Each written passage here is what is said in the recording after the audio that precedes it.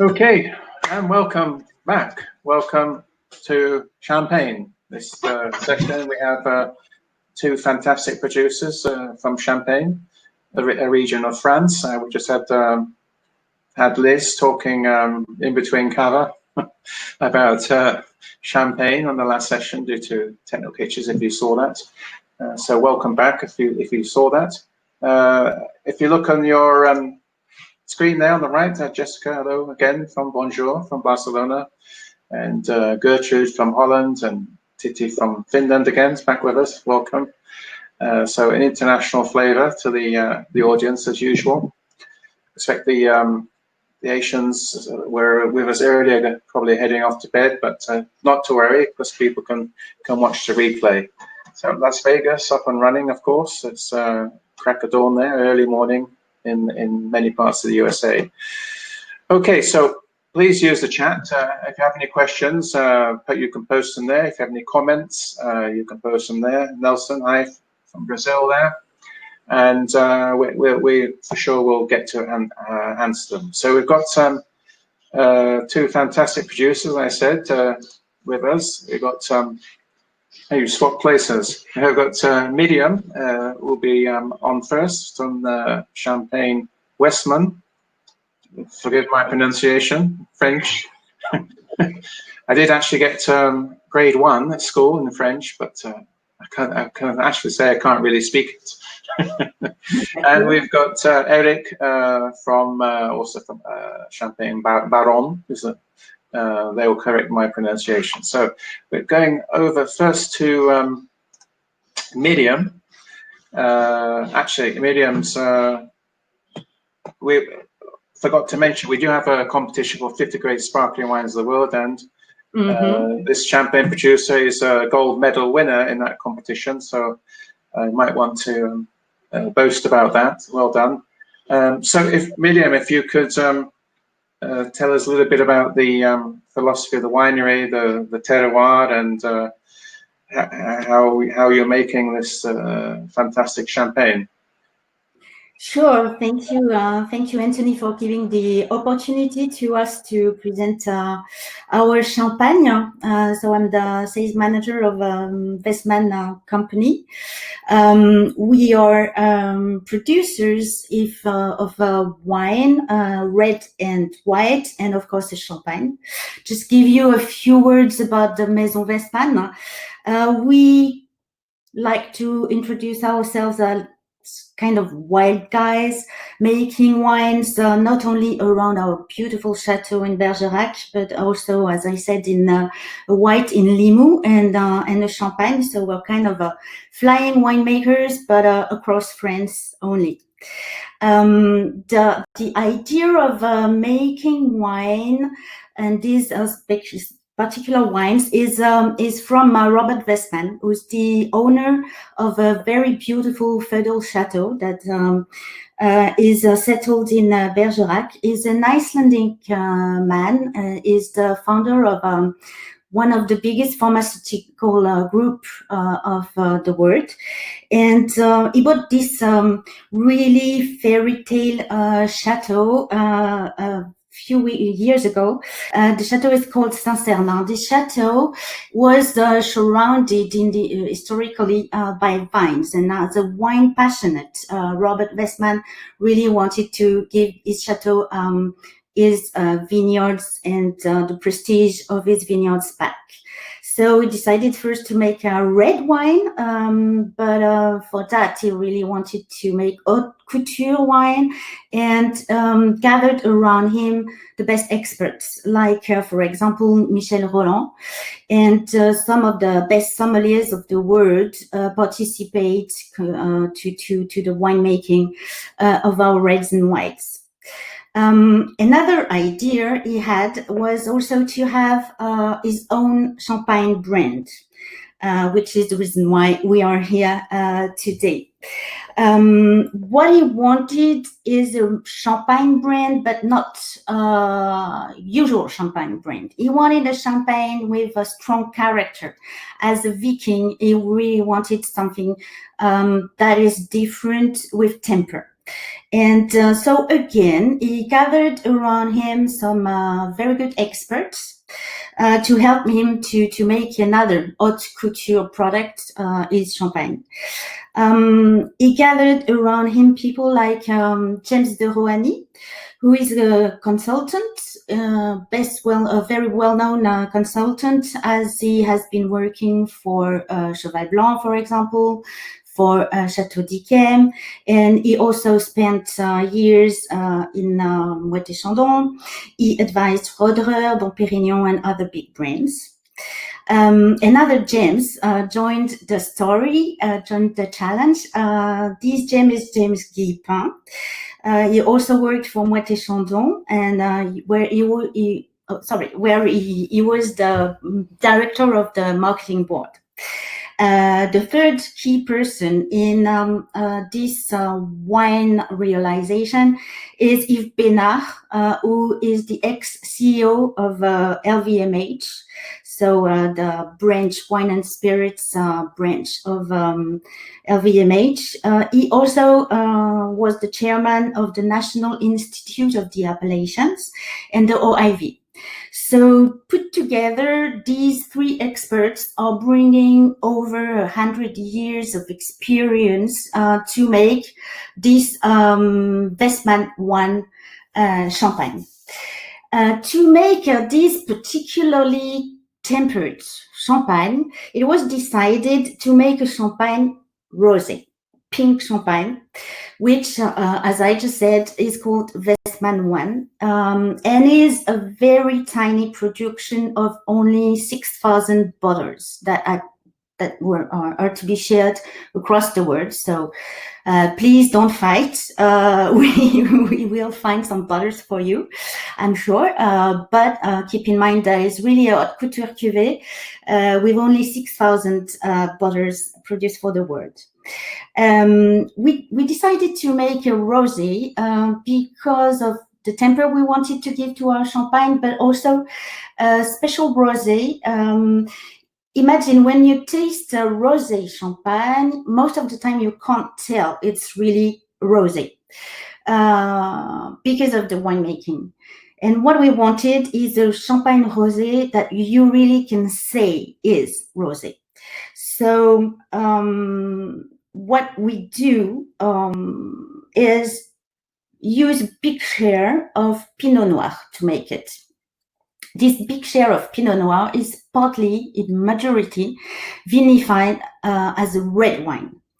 55% of the grape is Pinot Noir, and it's really vinified as a red wine. That means that really we make distemming, we make a long maceration on the skins to get the color, and also we even make malolactic fermentation. So there we avoid any bitter taste and get a maximum of fruity, powerful aromas. The red grapes, the Pinot Noir, are coming from Aï, which is nestled northeast of Épernay. This is a slope which is really covered of Pinot Noir, proving that this is the best terroir for the red grapes. And in this part of the Champagne appellation, you can find reputable names like the Maison Bollinger, Ayala, etc. So on this hillside, really, the Pinot Noir matures at its optimum because the sun is reflecting on the Marne River, and so the maturation can be perfect. In the blend comes also 45% of Chardonnay. Chardonnay is, as you know, the white grape that will provide some length, purity, finesse, and also some minerality and some aging potential to the champagne. Our Chardonnays come from the Côte des Blancs, which is again one of the best part of the Appalachian Champagne to grow this grape. The Côte des Blancs is to keep a little bit in the geography, south of Épernay.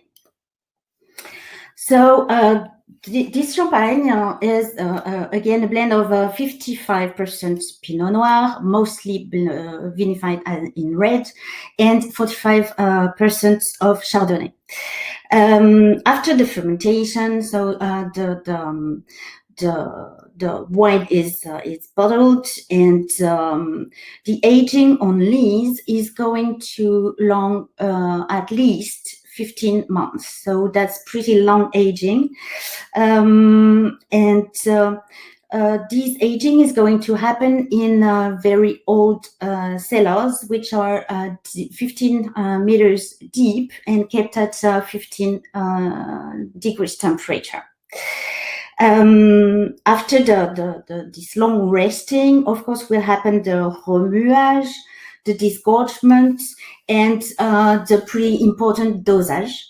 This dosage is made at 7 to 9 grams, which will make a brut champagne. So it's not sweet at all, even though the color can sometimes let you think that it is pretty sweet. It's really a brut.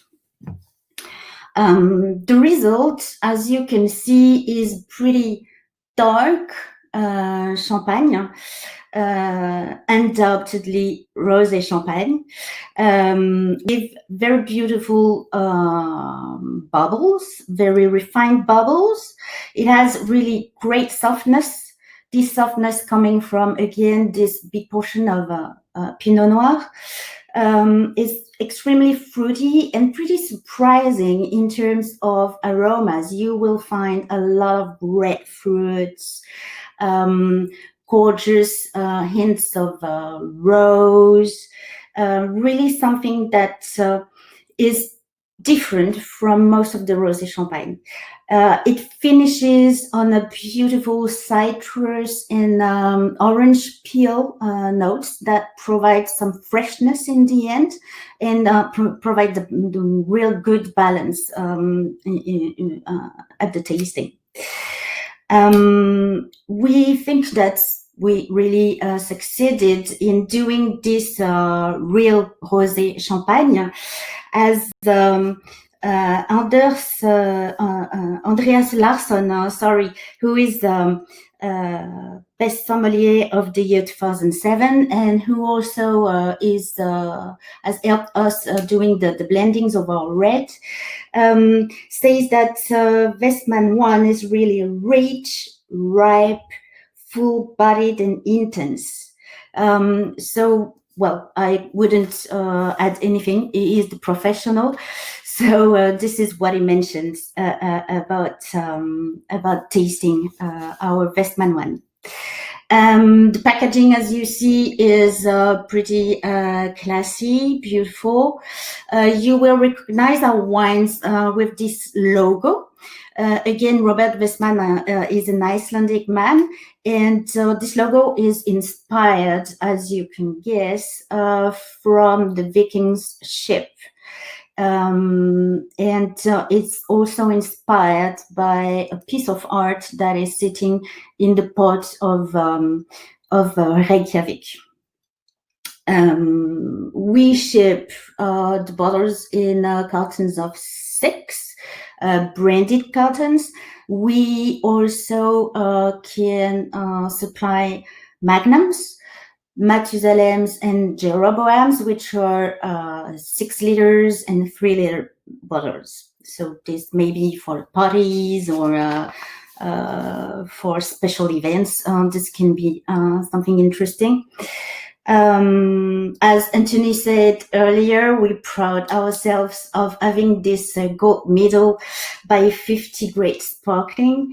But we also have several silver medals. We got another great gold by the International Wine Awards, and USA Wine Ratings gave us a silver medal, but also said Wessman 1 is a champagne that is a must-have among the roses they were proposing for the summer. In terms of distribution, we are yet to cover the world, so I'll be happy to answer your questions and make connections with you once you're ready. But you will see from our website that our wines are poured in beautiful places like 3-star Michelin's, restaurants in France, also in London. We are with Hedonism in London, which is one of the most beautiful stores in the world, as some people know. We are put on board of VistaJet, which is a private jet company. So this is our focus for our super small production, Wessman wine champagne. Okay, great. Interesting. Just a message to the audience. No need to send private comments and questions. Just be open so everybody can read them. So of the ones that come in, which you can't see, Miriam, someone's asking the maceration time. How many hours are the grape skins in contact?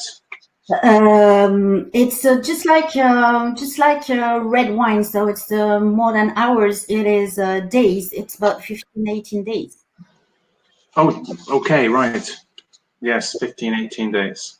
Okay, and another question was the best time to drink after degorge. You mean during the day or? Best time? No, best time as in 1 month after, or 6 months after, 1 year after, 6 years after. Anytime. It's a wine. It's a champagne that has aging potential. So we'd be curious to try it in a few years. We don't have the background yet because we started producing pretty recently, but no doubt that it would age perfectly anyway. Shortly after the release is already the right time to drink it. Okay, and one importer asking, you know, as it's a high-end product, it seems,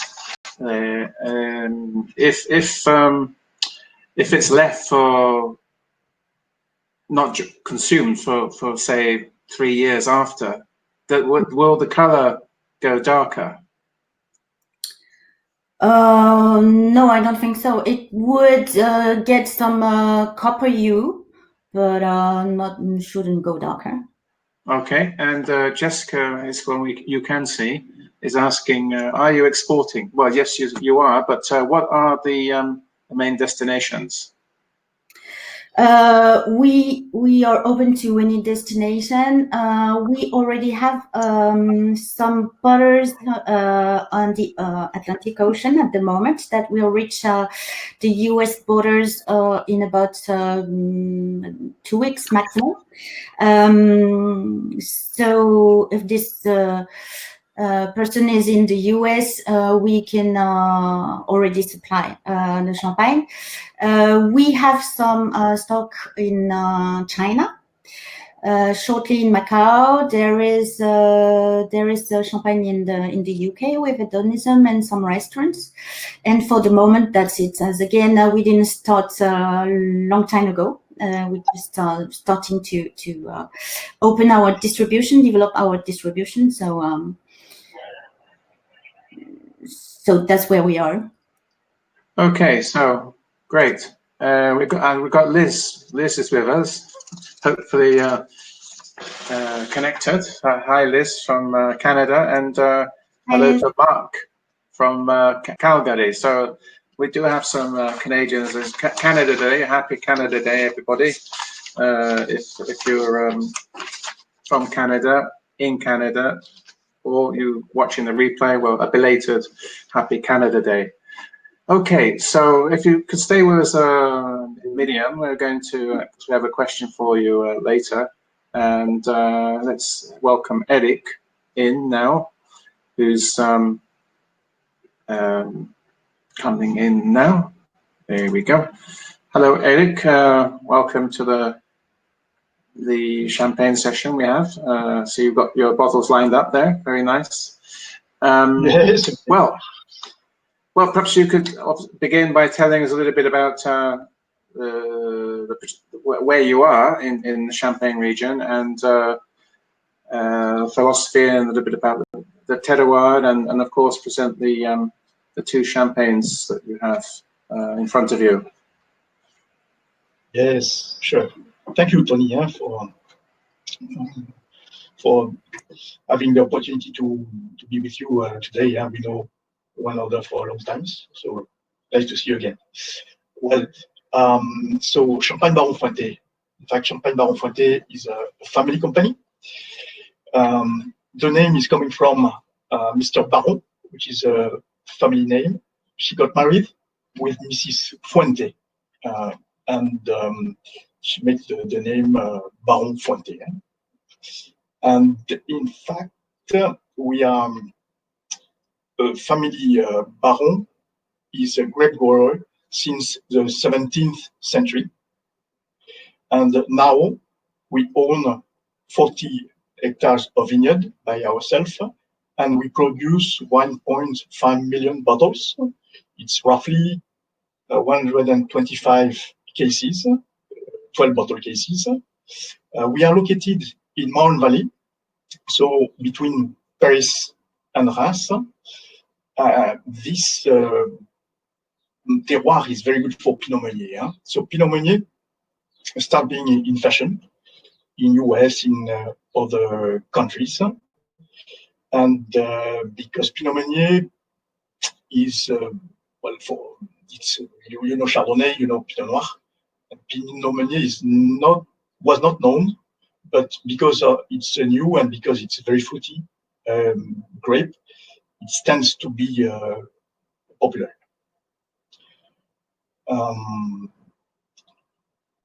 So this is for the winemaking philosophy. Well, we start picking the grape by hand, because of course by hand you can pick the grape more carefully and select them and have a better quality grapes. This is what we do in all Champagne, actually.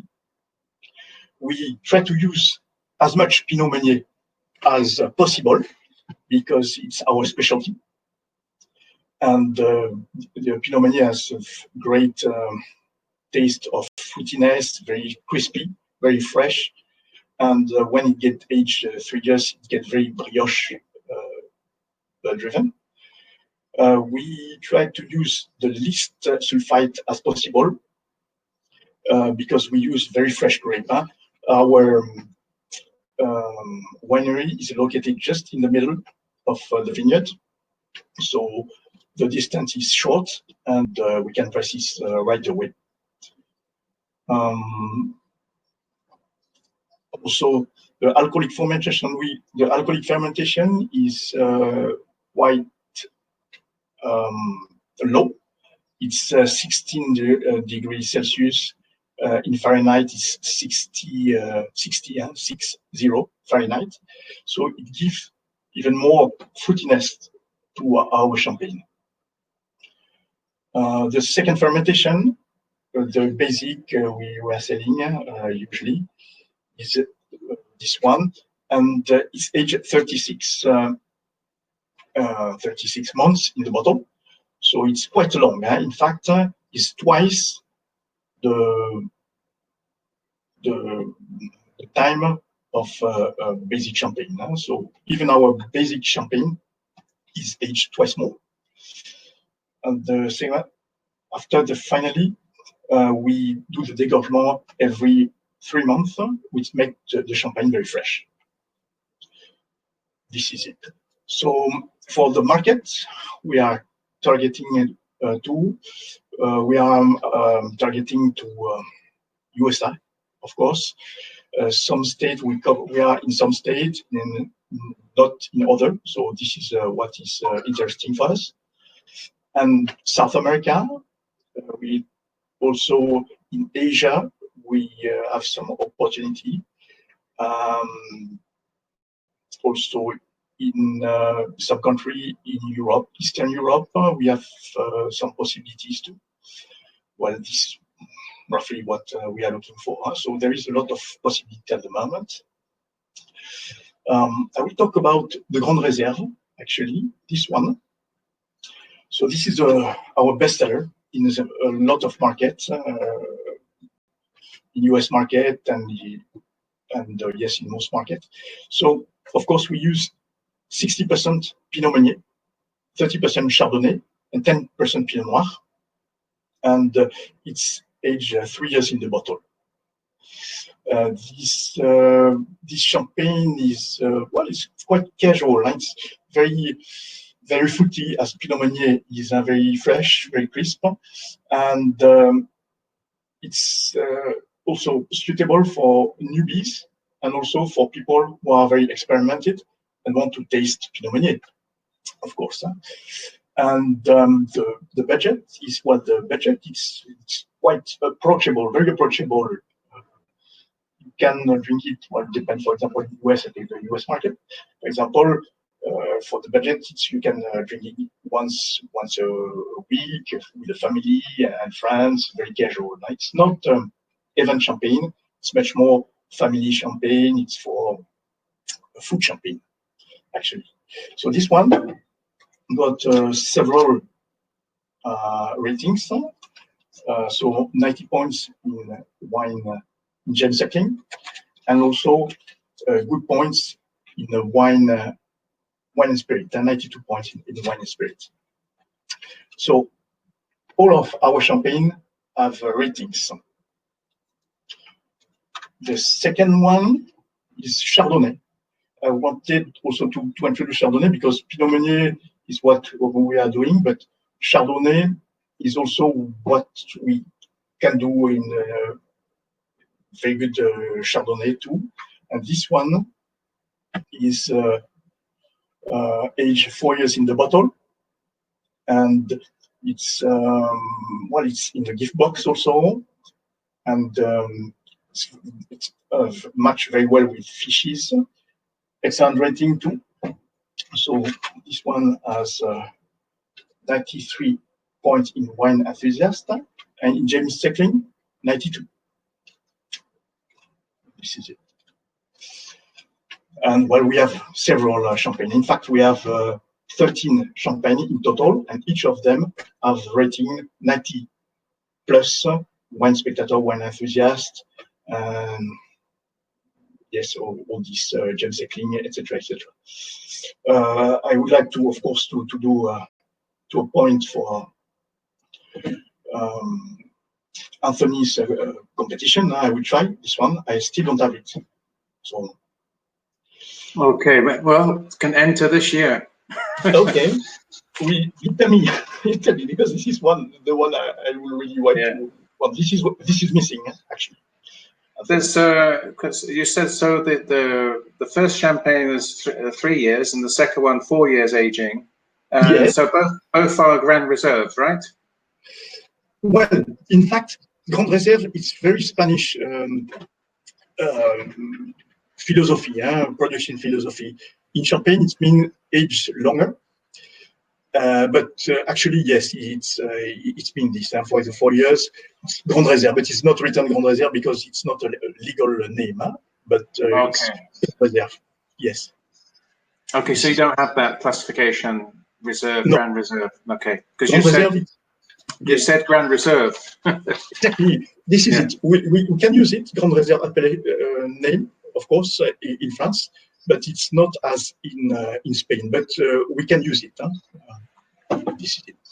Okay. Well, this is it. So, in fact, I think the selling point for us, it's total control of the production process from grape to the end, to the bottle. Use a lot of Pinot Meunier as much as we can, of course, because it's a very interesting grape which has a big potential in the future. We do very good value champagne for the quality, This is not champagne for, well, you can celebrate, of course, but it's just to drink with friends and family. And also, well, a lot of ratings in Wine Spectator, Wine Enthusiast, which help also, of course. So we have a range which is divided in 4 lines. We have this Chardonnay and we have Pinot Meunier. This is more for gift, for business gift. We have also the 7. It's aged 7 years in the bottle. This is also for gift. You have a nice presentation. It's quite modern. Also, this is it. So this is a high-end range, and also we have Esprit range, which is for people who know more about champagne. The aging is 7 years aging to 10 years aging, and we have specific things like Brut Nature, etc. Are very specific, and also we have something much more for newbies and for people who don't want to spend too much money. And this is this range with big rotation, and but it's every day or every week champagne. This is it. Well, this is our philosophy. Okay. Well, this is roughly what I can say. If any question, Anthony, or if you have some visitor who has some questions. Right. So we don't have any nothing. No, I think it's all been very clear, and so thank you for the presentation. Let's bring Miriam back and ask her. If we go back to Miriam, we'll ask her a question. Now you've already talked about the export markets you're working in, but are there any specific export markets that you would really like to hear from, that are watching either now or watching the replay in the future?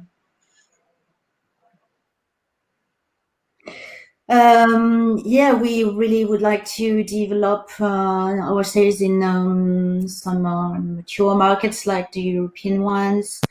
Northern Europe, of course, we are in Iceland because of Mr. Wessman's origins. We sold a few bottles to a Swedish man who's called Mr. Wessman in Sweden. And he was he found the wine was gorgeous, and he found it also gorgeous to have a champagne with his name. So welcome everybody whose company or name is Wessman to get a special sourcing of champagne from us. In the US, we would like to develop the on-trade and high-end retail chains. So again, we are open to distributors and importers, but should any retailer or restaurant be interested, we will have some stock where from the wine can be sourced. I mean the champagne, but also the white and the reds that we are producing.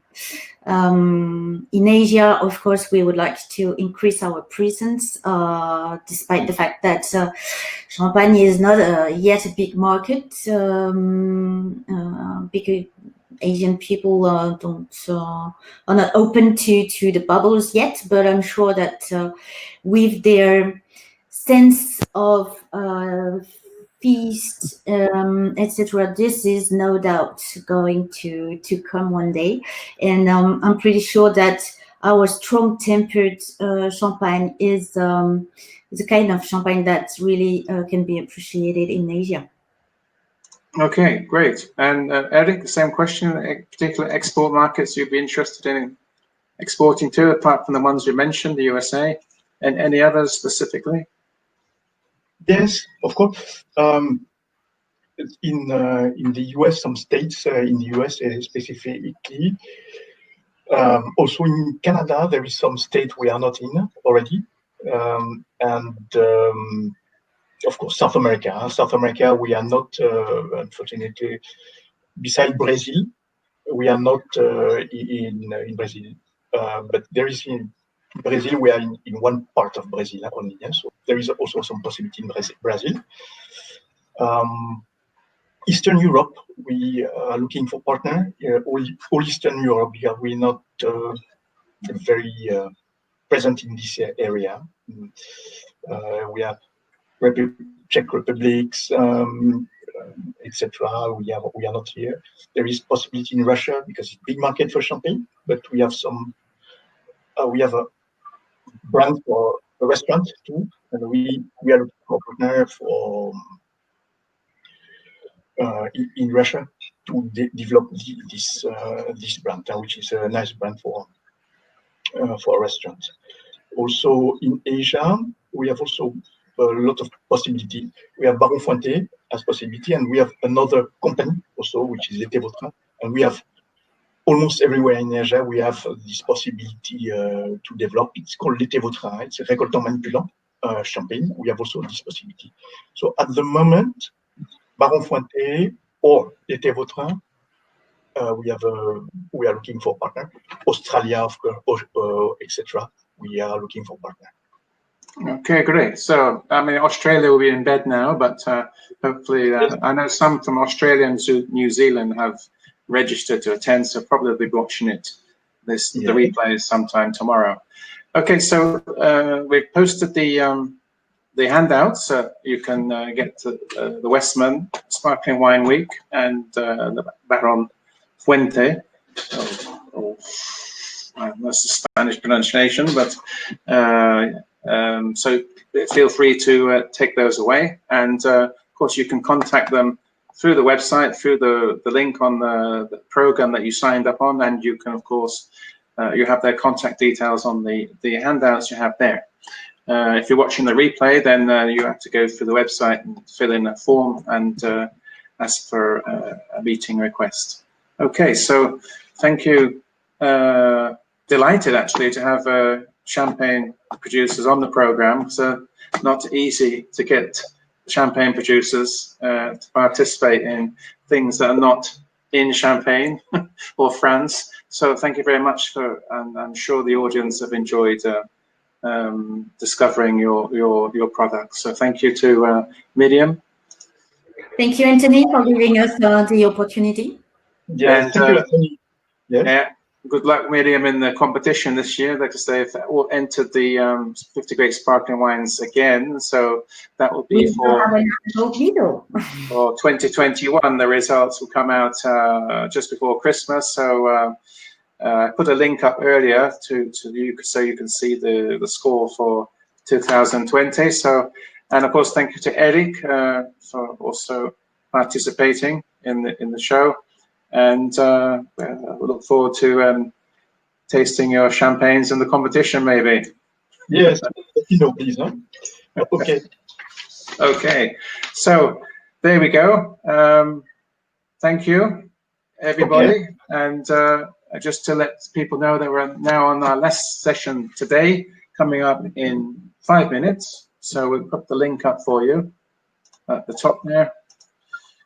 Click on there, you can enter the next session, which is again obviously sparkling wine, but this time we've got a mixture of Cava, Mendoza, Argentina, and we have a sparkling wine, a red sparkling wine from also from Spain, probably the only red sparkling wine made in Spain. I heard somebody's doing one with Mencía in the north, but definitely this is one that's well established and it'd be interesting to listen to. So there's the link. Hope to see you all in the next session. It's just 5 minutes away. We're going straight there now, and we hope to see you. Bye for now. Bye-bye, everybody. Bye. Bye-bye.